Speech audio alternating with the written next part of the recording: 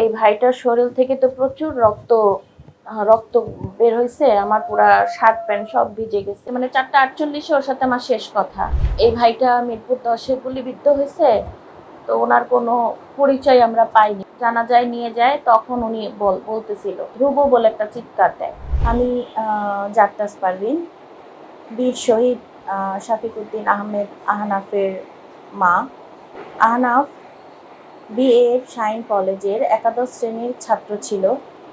ওর 2025-এর HSC পরীক্ষার দেওয়ার কথা ছিল। আন্দোলনরত চলাকালে আহনাফের ইয়ার ফাইনাল হচ্ছিল। ও 3টা পরীক্ষা দেওয়ার পরে আর পরীক্ষা দেওয়া সম্ভব হয়নি। আহনাফ শুরু থেকেই আন্দোলনে যেত, কিন্তু আমি প্রথম থেকে আন্দোলনে যে যাচ্ছে আমি জানতাম না। ও কলেজ থেকে 2-1বার আন্দোলনে গেছিল। ও যেহেতু আমার সাথে মিথ্যা বলতো না, ওকে আমি বলে দিয়েছিলাম, বাবা তুমি যেখানেই থাকো, আমি ফোন দিলে এক্সিট লোকেশনটা আমাকে বলবা। তো ও আমাকে যখন ও আন্দোলনে যেত তখন আমাকে কিছু বলতো না, কিন্তু আন্দোলনে যখন থাকতো আমি ফোন দিলে আহনাফ এত দেরি হচ্ছে কেন, বাসায় আসতেছো না কেন, তখন ও আমাকে সত্যটাই বলতো যে আম্মু আমরা ফ্রেন্ডরা সবাই আন্দোলনে আসছি। তো এইভাবে হচ্ছে ও 16-17 আন্দোলনে যায়। 18 তারিখে হচ্ছে ও বাড্ডা বাড্ডা হচ্ছে ইয়াতে থাকে, নর্থ সাউথ ইউনিভার্সিটির সামনে। ওইখানে 18 তারিখে তো অনেক ভয়াবহ পরিস্থিতি থাকে। তো ও আমার কাছে বলে যে ওর এক বন্ধুর জন্মদিন, ইসিবি চত্বরে যাবে, ইসিবির ওদিকে যাবে। তো আমিও আমার ছোট ছেলে ওর এক ফুপুর বাসায়, ওর ছোট ফুপুর বাসায় আমরা বেড়াতে যাই, ওর ওখানে আসার কথা। তো বলতেছে আম্মু আমার বন্ধুর তো বার্থডে, আর ফুপিদের বাসা তো ওইদিকেই, তুমি আর আরবিন যাও, আমি আমার বন্ধুর বার্থডে শেষ করে আসতেছি। তো এই বলে ও বের হয়ে যায় সকালে। তো বিকাল যখন গড়ায় আসে 3টা-4টা বেজে যায়, তখন ওকে আমি বারবার ফোন দিতে থাকি, আর খবরেও দেখতে থাকি যে বাড্ডার ওইদিকে ইসিবির ওইদিকে সব দিকেই অনেক গন্ডগোল হচ্ছে। তখন যেহেতু আমি জানি না যে ও বনশ্রীর ওদিকে, মানে ওই নর্থ সাউথ ইউনিভার্সিটির ওদিকে আছে, বসুন্ধরার ওদিকে। তো আমি যখন ওকে ফোন দিই 4টা-5টা বাজে, তখন বলতেছি এত বেলা হয়ে গেছে, তুমি এখন আসতেছো না কেন, তুমি কোথায়? তো তখন ও আমাকে ফোনে বলে যে আম্মু আমি তো এইদিকে আসছি, বাড্ডায় আসছিলাম, বাড্ডা থেকে এখন হচ্ছে আমরা ওই বসুন্ধরায় আসি, আমি আসতেছি, টেনশন করো না। তো আমি বললাম যে তুমি তো আমাকে বললা যে তুমি হচ্ছে ইসিবি যাবা তোমার বন্ধুর বার্থডেতে। বলে হ্যাঁ ওখানে গেছিলাম, ওখান থেকে আমরা আবার এখানে আসছি। তো আমি ওর বাবা আবার ওই দিন ওর বাবার অফিসে মিটিং থাকে, ওর বাবার অফিস ছিল বনানীতে। তো ওদিকে আমি ফোন দেই যে আহনাফ বসুন্ধরায় আছে, তুমি তাহলে বের হয়ে আহনাফকে সাথে করে নিয়ে আসো। তো বলতেছে যে আহনাফ কেন ওদিকে গেছে, এখানে তো অনেক গোলাগুলি হচ্ছে, আমাদেরকেই তো বের হতে দিতেছে না, কিভাবে আমি ওকে নিয়ে আসবো, তুমি ওকে ফোন দাও, বলো যে ওই পাশ থেকে মহাখালীর ওদিক থেকে চলে যেতে বাসায়। যখন 6টা বাজে তখন হচ্ছে আহনাফ আমাকে 5:30টার দিকে আহনাফ আমাকে ফোন দেয় যে আম্মু আমার শরীর অনেক খারাপ লাগতেছে, আমি বাসায় চলে যাচ্ছি, তুমি ফুপির বাসা থেকে বাসায় চলে আসো। পরে আমি বললাম যে না তুমি তো দুপুরে খাওয়া দাওয়া করো না। বলে কি না তুমি যে আমাকে টাকা দিছিলে আমি ওটা দিয়ে খেয়ে ফেলছি, আমি বাসায় চলে যাচ্ছি, বাসায় গিয়ে কিছু খাবো। পরে আমি বললাম যে ঠিক আছে তাহলে তুমি বাসায় যাও, বাসায় গিয়ে রেস্ট নাও, আমি আসতেছি। তো যখন বাসায় আসার পরে ও হচ্ছে রেস্ট নিয়ে গোসল টোসল করে আবার ও 6টার দিকে 6:30টার দিকে কোচিংয়ে চলে যায়। তো আমি বাসায় আসার পরে ওকে যখন ফোন দেই আহনাফ তুমি কোথায়, তো বলতেছে আম্মু আমি কোচিংয়ে, কারণ ওর পরীক্ষা চলতেছিল ইয়ার ফাইনাল। তো আমি তখন বললাম যে তুমি না, তোমার না শরীর অসুস্থ, তুমি বললা যে তোমার খারাপ লাগতেছে, তুমি বাসায় চলে যাবা, তাহলে আবার কোচিংয়ে গেলা কেন? বলে আম্মু একটু ভালো লাগতেছিল দেখে আমি কোচিংয়ে চলে আসছি। পরে যখন রাত্রেবেলা হচ্ছে ওর কোচিং 9টা পর্যন্ত, 9টার পরে দেখা যায় যে ওই গিটার নিয়ে বন্ধুদের সাথে একটু আড্ডা দেয়। আর ছোটোবেলা থেকেই তো এই এলাকায় একসাথেই বড় হয়েছে বন্ধুরা। তো দেখা গেছে যে বন্ধুর সামনে বন্ধুর বাসা আছে, বন্ধুর বাসায় গিয়ে গিটার টিটার বাজায়। তো বাসায় আসে রাত্রে 10টা 10:30 এরকম দিকে। আসার পরে তো পায়ের মধ্যে দেখি যে আসার পরে ফ্রিজ থেকে বরফ বের করার পরে পায়ে ডলতেছে। তো আমি বললাম কি হয়েছে পায়ে, দেখি পাটা অনেক ফুলে গেছে, নীলা হয়ে গেছে। তো আমি বললাম কি হয়েছে পায়ে, তো প্রায় ও তো ফুটবল খেলে, ফুটবল খেলার পাগল ছিল। তো প্রায় দেখা যেত যে ও ফুটবল খেলতে গিয়ে ব্যথা পেয়ে এসে পায়ের মধ্যে বরফ ডলতো। তা আমি অতটা গুরুত্ব দেইনি, তো প্রতিদিনই তো ব্যথা পায়। তো যখন ঘুমায় রাতের বেলা, সকালে আমি যখন ওর পা দেখি যে ওর পা একদম মানে এরকম ফুলে গিয়ে নীলা হয়ে একদম গাঁথা হয়ে গেছে, যে মনে হচ্ছে যে কোনো একটা মানে ছোট কোনো জিনিস পায়ের মধ্যে ঢুকছে এরকম লাগতেছে। তা আমি ওকে আবার অনেক প্রেশার দিই যে তুমি কোথায় ব্যথা পাইছো, কি দিয়ে ব্যথা পাইছো, এরকম তো হওয়ার কথা না। তখনও একদম হাসতে হাসতে আমাকে বলে কি আরে আম্মু রাখো, দেখছো তোমার ছেলে কতটা সাহসী, তো আমরা রাবার বুলেট খাইছি কালকে। পরে তো আমি ওর সাথে অনেক চিল্লাচিল্লি করি যে তুমি কেন গেছিলা, আমাকে না বলে তুমি কেন গেছো, যদি আল্লাহ না করে যদি তোমার কোনো একটা ক্ষতি হয়ে যেত, যদি তোমার আবার সেদিন ওই দিন 18 তারিখে তো হচ্ছে আপনার মুগ্ধ মারা যায়, তারপরে হচ্ছে ফারহান ফায়াজ 18 তারিখে মারা যায়। তো আমি ওকে হচ্ছে সন্ধ্যার সময় ওকে আমি হচ্ছে দেখাই, ফারহান ফায়াজের যখন আমি গুলিবিদ্ধ অবস্থাটা দেখি, তখন এসে আমি ওকে বলি যে দেখ এই যে দেখ ছেলেটা হচ্ছে ওর মায়ের একটাই মাত্র ছেলে, দেখ আজকে ও আন্দোলনে গিয়ে গুলিবিদ্ধ হয়ে মারা গেছে, তোর মায়ের জানটা কি বলতেছে, ওর মা কিভাবে থাকবে, আল্লাহ না করে তুমি যেভাবে গেছো পায়ের মধ্যে রাবার বুলেট খাইছো, তোমার যদি আল্লাহ না করে যদি কোনো কিছু হয়ে যেত। পরে আমাকে ও হাসতে হাসতে বলে কি ফারহানের আম্মু বেঁচে আছে না, তুমিও বেঁচে থাকতা, তোমার তো আরেকটা ছেলে আছে।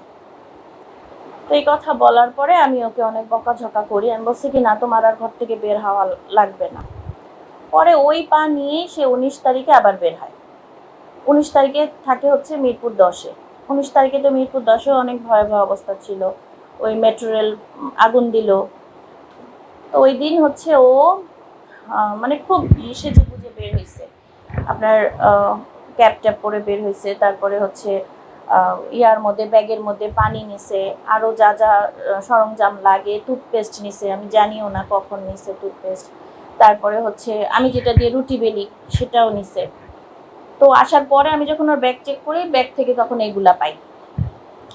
তো ও যখন বাসায় আসে সন্ধ্যার দিকে, তো আমি আমার বোন আমার ভাগ্নি সবাই মিলে আমরা গল্প গুজব করতেছি, আমরা তো বাইরের পরিস্থিতিটা বুঝতে পারতেছি না যে বাইরে এতটা ভয়াবহ অবস্থা। দেখা যায় অনেক সময় ওয়াইফাই কানেক্টও থাকে না, আর এমবি তো চলতেছে না। তো বাইরে যে কি অবস্থা হচ্ছে আমরা ওইভাবে বুঝতে পারতেছি না। তো আমরা বাসায় অনেক মজা হাসাহাসি করতেছিলাম, ও ঢুকছে ঘরে, তোর মুখে দেখি পুরা হচ্ছে টুথপেস্ট লাগানো, আর মানে চোখগুলা মনে হচ্ছে যে এখনই মানে বের হয়ে যাবে বা রক্ত বের হয়ে যাবে এরকম অবস্থা, চোখগুলার অবস্থা মানে প্রচুর টিয়ার গ্যাস ইয়া করে আসছে। তো আমরা ওর চেহারা দেখে মানে ও যখন মানে ওই যে টুথপেস্ট লাগা ঘরে ঢোকে, আমরা ওর চেহারা দেখে আমরা সবাই হাসাহাসি করতেছি যে বীর পুরুষ আসছে, বীর পুরুষ আসছে। তো আমার ছেলে যে আসলে বীর পুরুষ তা তো জানতাম না। তো ও আমাদের উপর খুব ক্ষিপ্ত হয়ে যায়, কারণ ওই দিন হচ্ছে সাইফ নামের একটা ছেলে আছে, বেসরকারি ইউনিভার্সিটিতে পড়ে, ও হচ্ছে মিরপুর 10-এ ওই দিন গুলিবিদ্ধ হয়। ওর বুক থেকে মানে ওর চোখের সামনে ওই মানে এমন অঝরে ওর রক্ত ঝরতেছিল, ওই দৃশ্যটা আহনাফ দেখে। তো দেখার পরে ও হচ্ছে মানে খুব আপসেট হয়ে যায়, এবং অনেকেই তো ওই দিন মারা গেছে চোখের সামনে। ওর মোবাইলে 2-একটা ভিডিও ছিল, ওর মোবাইলটা তো আমরা পাইনি, যখন আমি হচ্ছে ওর গুগল অ্যাকাউন্ট চালু করছি তখন ওই কয়েকটা ভিডিও আমার ওই গুগল অ্যাকাউন্টে আসছে। তো সব পাইনি আমরা, ও অনেক ছবি অনেক ভিডিও করছিল কিন্তু সবগুলো আসেনি।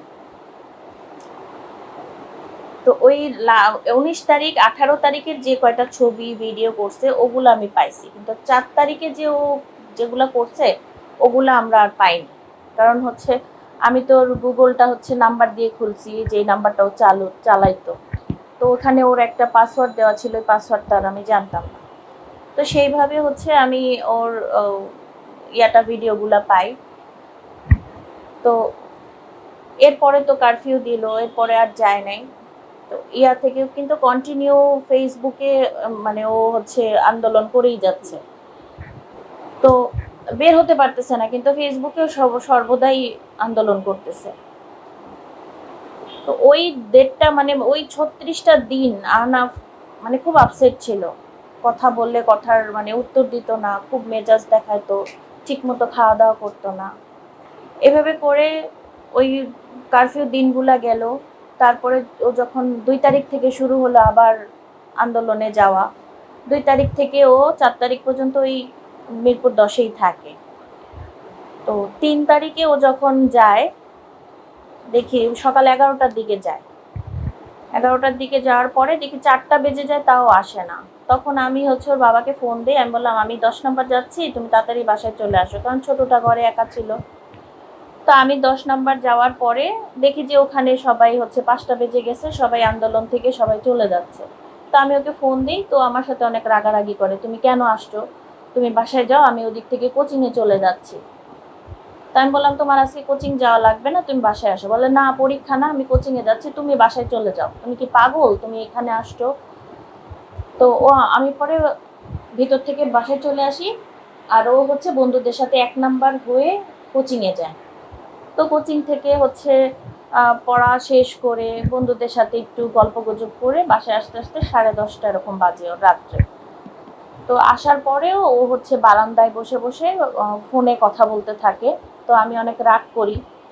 তো যখন হচ্ছে 1টা 1:30 বাজে, রাত 1টা 1:30, তখন আমি ওর সাথে অনেক রাগারাগি করি যে হ্যাঁ এত রাত হয়ে গেছে, তুমি এখনো ভাত খাও নাই, আমি কি জেগে বসে থাকবো নাকি, আমারও তো অফিস আছে। তো এ বলাতে তখন ও আমার সাথে বলতেছে খাবো না, যাও খাবো না। তা আমি আবার ওর ভাতটা গরম করে এনে ওকে উঠায়া আবার মানে রাতের বেলা খাওয়াই দিছি। তো ওই খাওয়াতে খাওয়াতে আমি বললাম বাবা কালকে কোথাও কিন্তু বের হবা না, কালকে অবস্থা খুবই খারাপ থাকবে, তুমি কালকে কোথাও বের হবা না। বলে আচ্ছা ঠিক আছে, দেখা যাবে। তো এই বলার পরে ও মানে আমি আমার মতো করে যে ঘুমায় পড়ছি, ও ভোরে ঘুমাইছে, দেখলাম যে ও ভোরে ঘুমাইছে। তো সকালে আমি যখন উঠি, ওঠার পরে আমার খুব মানে 4 তারিখে আমার খুব অস্থিরতা লাগতেছিল। তো আমি আমার বোন জব করে, ও 14 নাম্বারে জব করে, ওখানে ওকে ফোন দেই। তখন বাজে কয়টা, সকাল 9টার মতো বাজে। তো আমি ওকে ফোন দিই, ফোন দেওয়ার পরে ও বলতেছে যে আহনাফ কই। ওকে ফোন দেওয়ার সাথে সাথে বলতেছে আহনাফ কই। তো আমি বললাম আহনাফ তো ঘুমায়। বলছে কি আচ্ছা তাহলে ও ঘুমায় থাকো, তুই এক কাজ কর, মেন গেটে তালা দিয়ে দে, আজকে কোনোভাবেই আহনাফকে বের হতে দিবি না। এই দেখ কি পরিস্থিতি। ও পরে আমাকে ইমোতে ভিডিওতে দেখায় যে মিরপুর 14 নাম্বারের প্রচুর অবস্থা খারাপ, সকাল থেকে তো অনেক পরিস্থিতি খারাপ থাকে। তো ওর পরে আমি আমার ভাস্তি আছে, বড় ভাস্তি, আমার বড় ভাইয়ের মেয়ে, ও আবার ধানমন্ডিতে জব করতো।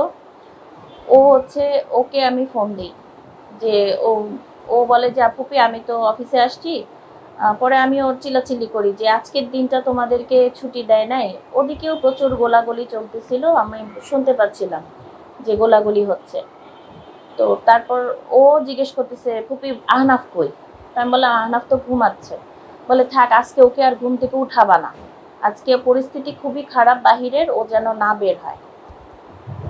তো এই বলার পরে আমি আমার ভাই বোন যারা বাহিরে কাজ করে তাদের সবাইকেই এক এক করে ফোন দিই। মানে আমার ভিতরে তো খুব অস্থিরতা লাগতেছে, বুঝতেছি না আমি যে এরকম একটা ঘটনা জীবনে ঘটবে। তারপর হচ্ছে আহনাফের ফোন বাজে, ওর বন্ধুরা ফোন দিতে থাকে, ও ফোন দিতে থাকে। আবার হচ্ছে ওদের যে একটা ক্যান্টনমেন্ট, ও তো বিএফ শাইন কলেজে পড়তো, তো ওর হচ্ছে ক্যান্টনমেন্টের একটা গ্রুপ ছিল, বৈষম্য বিরোধীর একটা গ্রুপ ছিল, ওইখানে হচ্ছে আমি ফলো দিয়ে রাখছিলাম।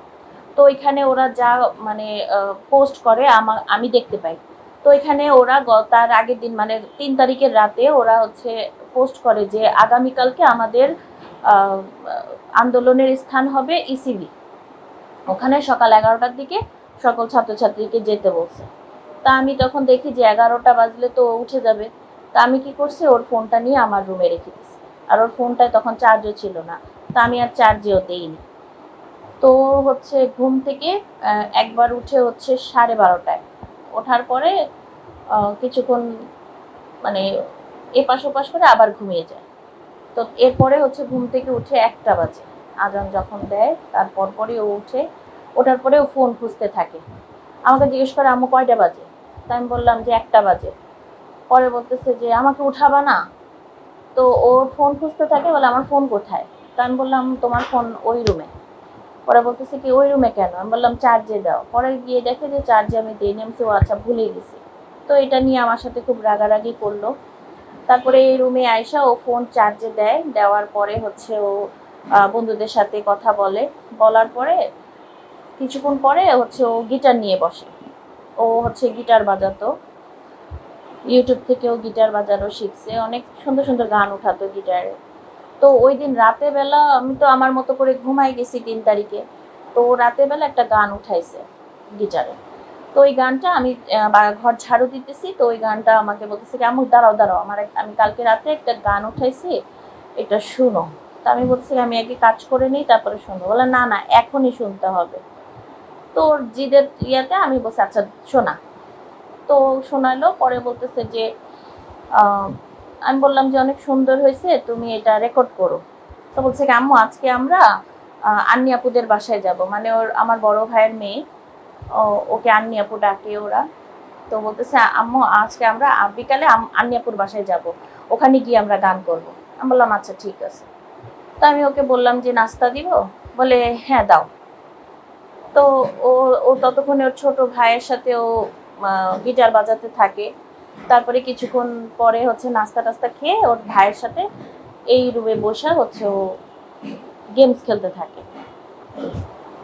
তো অনেকক্ষণ গেমস খেলার পরে দুই ভাইয়ের মধ্যে একটু মারামারি লাগে, তো দুজন দুই রুমে চলে যায়, আমিও বকা দিই দুজনকে। দুজন দুই রুমে যায়। তো যখন 2:30 বাজে ও ওই রুমে বসা, ওই রুমে বসে মোবাইলে কথা মানে চ্যাটিং করতেছে। আর আমি ওকে বলি যে বাবা আমি তোমাকে ভাত খাওয়াই দিব। ওর মানে 17 বছর বয়স, কিন্তু ও নিজের হাতে ভাত খেত না, আমাকেই খাইয়ে দিতে হতো সব সময়।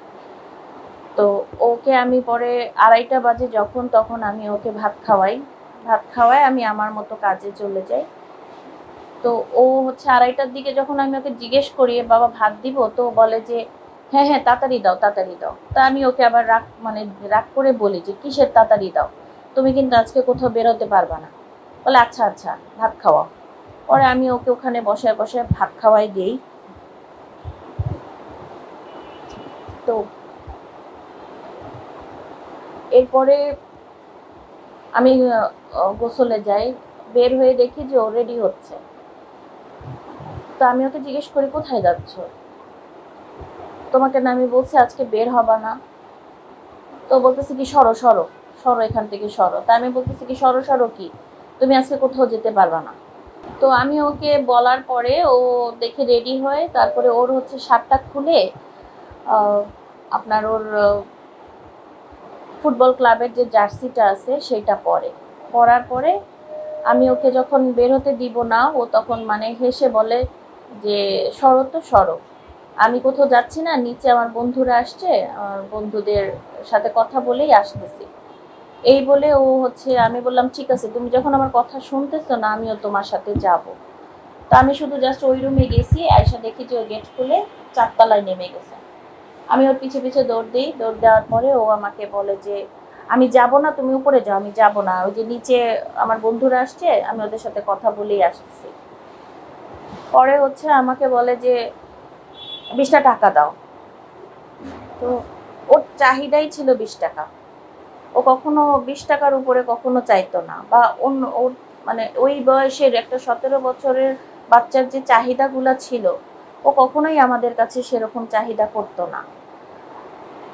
তো আমিও রাগ করে ওকে বলছি যে আমার কাছে কোনো টাকা নেই, তুই যখন আমার কোনো কথা শুনবি না তোকে আমি আর কোনো টাকা পয়সা কিছুই দিব না। তো খালি আমার দিকে তাকায়া মুচকি হেসে বলল 20 টাকা দিলা না তো, মনে রাখো।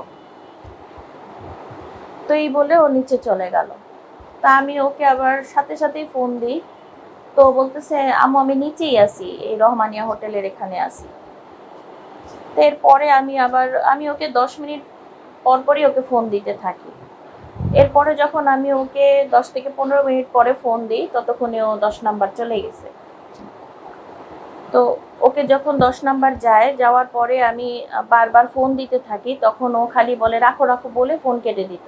আর বলতো টেনশন করো না, আমি সেভ আছি, আমি আসতেছি, এই কথা বলে খালি ফোন কেটে দিত। এরপরে আমি যতবার ফোন দিই ও খালি রাখো রাখো বলে ফোন কেটে দেয়। ওর সাথে আমার লাস্ট 4:48 শেষ কথা হয়। আমি বলি বাবা একটু পরেই তো কারফিউ দিয়ে দিবে, তুমি দ্রুত বাসায় চলে আসো, তোমার আর আন্দোলন দেখা লাগবে না। বলে আম্মু এখানে অনেক অনেক আর্মির গাড়ি আছে, যেমন আমরা টিভিতে দেখি না মুক্তিযুদ্ধের সময় কত আর্মির গাড়ি, ট্যাঙ্ক, এগুলা ছিল, ওগুলা আমি অনেক ভিডিও করছি, আমি বাসায় এসে তোমাকে দেখাবো। তাই আমি বলছি তোমার আর ভিডিও করা লাগবে না, তুমি বাসায় আসো। এই বলে বলে রাখো রাখো রাখো বলে ফোনটা কেটে দিছে। এরপরে যখন 5:30 এরকম বাজে, আমি তখন ওকে ফোন দিই। ওর মধ্যে আমি মানে 4:48 ওর সাথে আমার শেষ কথা। এরপরে আমি মানে কাজ করতে করতে আমি আর ওকে যে 10 মিনিট 15 মিনিট পর পর ফোন দিচ্ছি এটা ভুলেই গেছি। তো আমি একেবারে ওকে 5:30 এরকম দিকে গিয়ে ফোন দিই। ফোন দেওয়ার পরে দেখি রিং হচ্ছে, ফোন কেউ ধরতেছে না। অনেকবার ফোন দেওয়ার পরে রিং হয় কিন্তু ধরে না। তো আমার খুব টেনশন হচ্ছিল। পরে আমি ওর বাবাকে ফোন দিই যে আহনাফ তো ফোন ধরতেছে না, তুমি দেখো তো ফোন দিয়ে। পরে ওর বাবাও অনেকক্ষণ ফোন দেয়, আমার বড় ভাই, বড় ভাইয়ের মেয়ে, সবাই আমরা অনেকে ফোন দিতে থাকে, কিন্তু রিং হয় কিন্তু ফোন ধরে না। তো আমার খুব অস্থিরতা লাগতেছিল। পরে 6টা বাজে যখন ওর কোচিং থেকে ফোন আসে যে আন্টি আহনাফ কোথায়। তো আমি বললাম বাবা আহনাফ তো 10 নাম্বার গেছে, কিন্তু ওকে ফোন দিতেছি ফোন ধরতেছে না। তো বলতেছে আন্টি ক্লাসে সবাই আছে কিন্তু ধ্রুব আর আহনাফ নাই। তা আমি বললাম ধ্রুব কি তাহলে আহনাফের সাথে? বলে হতে পারে আন্টি, আমরা তো জানি না। পরে আমি ধ্রুবর নাম্বারটা যখন চাই তখন ধ্রুবর নাম্বারে ফোন দিই, ওর মা ধরে। ওর মা ধ্রুবর ফোন নেয়নি। তোর মা আমাকে জিজ্ঞেস করে, তো ওর মা আমার কাছে আহনাফের নাম্বারটা চায়, আমি আবার ওর মাকে আহনাফের নাম্বারটা দিই। তো ওর মা হচ্ছে আহনাফকে ফোন দেয়। ফোন দেওয়াতে আহনাফ নাকি ধ্রুব বলে একটা চিৎকার দেয়। তো এই কথাটা ওর মা আমাদেরকে তখনও বলে নাই। ওর মা যে আমাদেরকে ফোন করে বলবে যে এরকম আহনাফ চিৎকার দিছে, আহনাফের মোবাইল থেকে একটা চিৎকার আসছে ধ্রুব বলে, এখন এটা আহনাফ কিনা বুঝতে পারতেছি না। তো এই কথা উনি যখন আহনাফকে সকালবেলা আমরা জানাজায় নিয়ে যায়, তখন উনি বলতেছিল আরেকটা মহিলাকে এখানে দাঁড়ায় দাঁড়ায়। তো আমরা যখন ওকে খুঁজতে খুঁজতে, আমি তখন বলি যে না আমি ইয়াতে যাব, মিরপুর 10-এ যাব। তখন ওর বাবা বলে যে কারফিউ, এখন তো কারফিউ দিয়ে দিছে, তুমি এখন গিয়ে তো কোথায় খুঁজবা। বললাম না আমি তাও যাব। তো আমরা যখন মিরপুর 10-এ যাই, তার আগে হচ্ছে 2 নাম্বারটা ক্রস করার পরে হচ্ছে একটা ফোন আসে আননোন নাম্বার থেকে। তো উনি ওই ফোনে ওর বাবাকে বলতেছিল যে আঙ্কেল আহনাফের কোনো খোঁজ পাইছেন? তো ওর বাবা বলতেছে যে না আমরা তো খুঁজতে বেরোইছি, আহনাফের তো এখনো কোনো খোঁজ পাচ্ছি না, আহনাফ ফোনও ধরতেছে না। পরে বলতেছে আঙ্কেল আপনারা মিরপুর 11 যে ইসলামী ব্যাংক হসপিটাল আছে ওখানে চলে যান। তো বলতেছে কেন বাবা, আমার ছেলে কি কোনো ব্যথা পাইছে, ও কি ইনজিওর্ড? বলতেছে ওখানে গেলেই বুঝতে পারবেন। তো আহনাফের একটা ছবি পোস্ট হয়েছিল ফেসবুকে। ও তো ওইখানে মানে লেখা ছিল যে এই ভাইটা মিরপুর 10-এ গুলিবিদ্ধ হয়েছে। তো ওনার কোনো পরিচয় আমরা পাইনি, ওনার কাছে আইডি কার্ডও নাই, কোনো মোবাইল নাই। তো যদি কেউ ওনাকে চিনে থাকেন তাহলে শেয়ার করেন। তো ওই ছবিটা হচ্ছে এদিকে ওর ফ্রেন্ডরা সবাই পায়, পাওয়ার পরে আমার বাসায় আমার মা থাকে, আমার আম্মুকে দেখায়। তো আম্মু তো বুঝতে পারতেছিল না, এই ছাদের এখান থেকে একটা আমার ফ্রেন্ডের এক ভাই আম্মুকে ডেকে বারান্দা থেকে দেখায় যে নানু এটা কি আহনাফ নাকি। তো আম্মু তো বুঝতে পারতেছিল না। তো আমরা ওকে অনেক জিজ্ঞেস করি, ও কিছুই বলে না, বলে আপনারা হসপিটালে যান। তারপরে আমরা কোনোভাবে হসপিটালে যাই, কিন্তু ওখানে গিয়ে আমরা আহনাফকে পাই না। কারণ আহনাফ তো অজ্ঞাতনামা ছিল, ওর খাতায় কোনো কি নামে এন্ট্রি করছে তাও জানি না আমরা। আমরা নাম বলতেছি কিন্তু ওখানে কেউ চিনতে পারতেছে না। আমরা ওর আগের ছবিগুলো দেখাচ্ছি, তো ওগুলাতেও ওনারা কেউ চিনতে পারতেছে না। পরে বললো যে রাস্তার ওই পারে একটা আছে ইসলামী ব্যাংক হসপিটাল, ওইখানে দেখেন। ওইখানে গিয়েও দেখি ওইখানেও আহনাফের কোনো নাম নাই। তারপরে এরকম অনেকক্ষণ খোঁজাখুঁজি করতে করতে তো ওর এক বান্ধবী আমাকে ফোন দেয় যে আন্টি আহনাফ কি ড্রেস পরে গেছিল।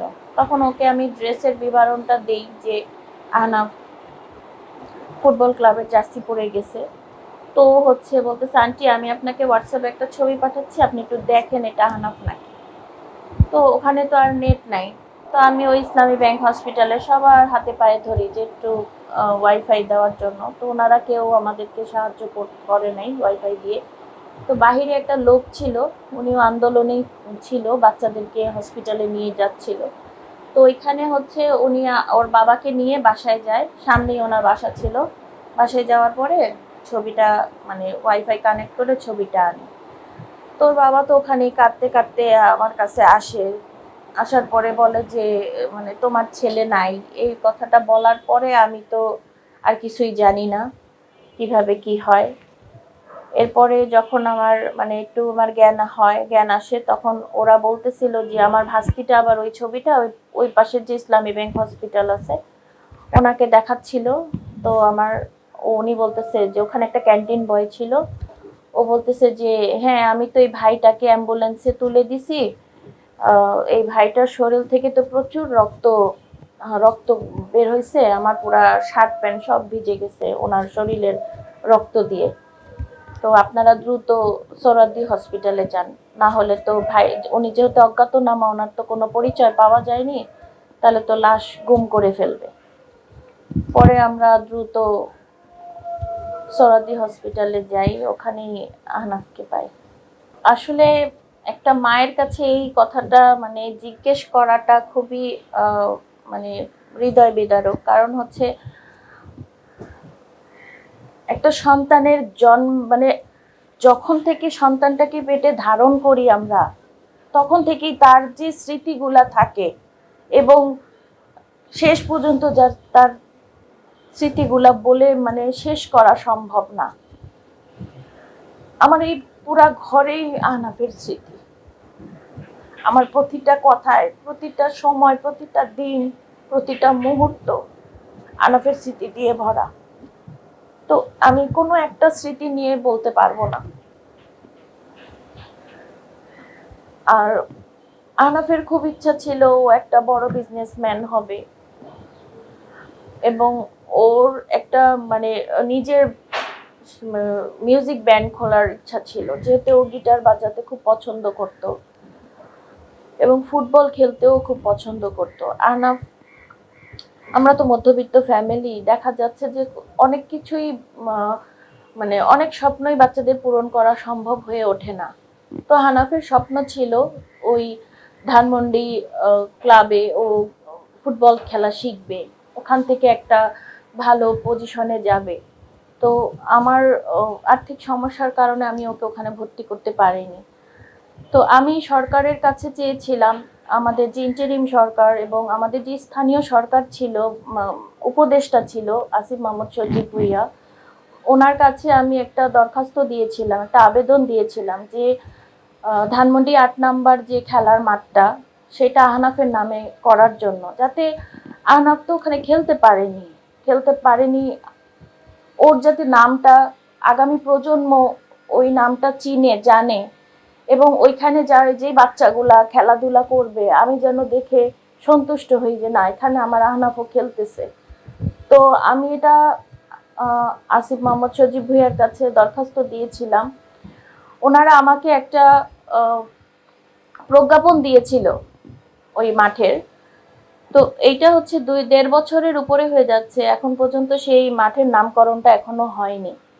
বর্তমান যে সরকার, আমি আপনাদের মাধ্যমে তার কাছে এই আবদারটা করতে চাই যাতে আমার ছেলের স্বপ্ন এবং আমার ছেলের নামটা যাতে থাকে। আমি মাননীয় ক্রীড়া প্রতিমন্ত্রী তার কাছেও আবেদনটা দিয়েছি এবং আমি আমাদের প্রধানমন্ত্রী, যেহেতু উনি ফুটবল খেলা পছন্দ করে এবং সে ফুটবল খেলার খুব প্রিয়, আমরা শুনেছি এবং জানি। তো আমি তার কাছে আপনাদের মাধ্যমে তার কাছে এই অনুরোধটা রাখতে চাই যেন ওই ধানমন্ডি ৮ নাম্বার ক্লাবটা যেহেতু প্রজ্ঞাপন হয়ে আছে যেন আহনাফের নামে এটা করা হয়। একজন শহীদের মা হিসাবে প্রতিটা রাজনৈতিক দলের কাছে আমার একটাই প্রত্যাশা, আজকে আমার আহনাফ, আনাস, আবু সাইদ, মুগ্ধ, সৈকত নাফিস এবং আরও যে সকল 1400 শহীদদের রক্তের উপর দিয়েই বাংলাদেশ, নতুন বাংলাদেশ গড়ে উঠেছে। আমার আহনাফরা যেই সুন্দর বৈষম্যহীন দেশের জন্য নিজের রক্ত দিয়ে গেছে, আমরা চাই, আমরা সকল মারা চাই এই বাংলাদেশটা যেন তারা যে চিত্রটা মানে করতে চেয়েছিল, তারা যে বৈষম্যহীন, তারপরে বাক স্বাধীনতা, এগুলা ফিরিয়ে আনতে চেয়েছিল, এগুলা যেন নতুন বাংলাদেশে আমরা পাই এবং আগামী প্রজন্ম যেন মানে এই শান্তির নিঃশ্বাস নিতে পারে, সুন্দর জীবন গড়ে উঠতে পারে বাংলাদেশে। সেরকম একটা বাংলাদেশ আমরা এই প্রতিটা রাজনৈতিক দলের কাছে চাই। সরকারের প্রতি আমাদের বার্তা হচ্ছে, ওনারা অবশ্যই যেভাবেই হোক হাসিনাকে আনতে হবে দেশে, এনে হাসিনার যে সাজা দেওয়া হয়েছে মৃত্যুদণ্ড, সেটাকে কার্যকর করবে। এবং আমরা চাই যে এই খুনির প্রকাশ্য শাস্তি হোক, আমরা যেন দেখতে পারি, তার ফাঁসি আমরা যেন দেখতে পারি। এবং সরকারের কাছে আমার মানে একজন সন্তানহারা মা হিসাবে তার কাছে আমার অনুরোধ রইল যে উনি যত দ্রুত সম্ভব এই খুনিকে দেশে এনে সাজাপ্রাপ্ত দিক।